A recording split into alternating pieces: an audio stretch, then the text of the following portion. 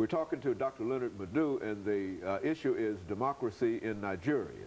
And of course, Dr. LMadu, we promised that we'd give you an opportunity to speak to the issue of the upcoming election in Nigeria and some of the problems that are generally associated with that. And let's have you to do that now. Well, like I stated initially, the president hasn't said he's running, and he hasn't said he's not running.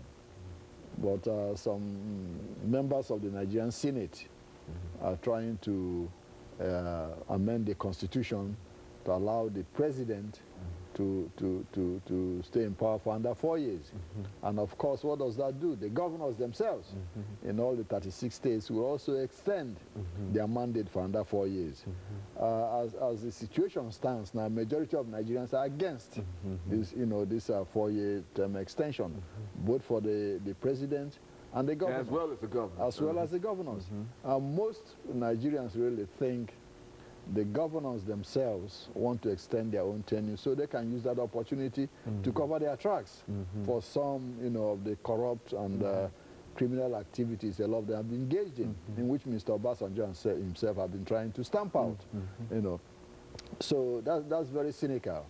Nigerians are tired at the moment, of having political opportunists who do not have their interests in mind, trying to extend their terms in order, to stifle the people's democratic aspirations. You have about 3 major political parties in the country now. You have the PDP, the ANPP, and the APGA, who are the 3 predominant parties, each of them representing one or, part of the country or the other. The APGA is predominant in the east, the ANPP is predominant in the north, the PDP is supposed to be a national party, but it's a party that is riddled with corruption.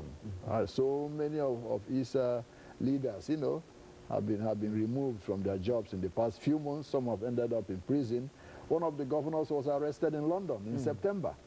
They found $1 million in his bedroom, $2 million, $2.5 million gold ring, $10 million in the bank in London, and half of his people can't even feed themselves, can't even go to school, don't have drinking water, don't have electricity, and somebody's gallivanting around the world, with stolen loot.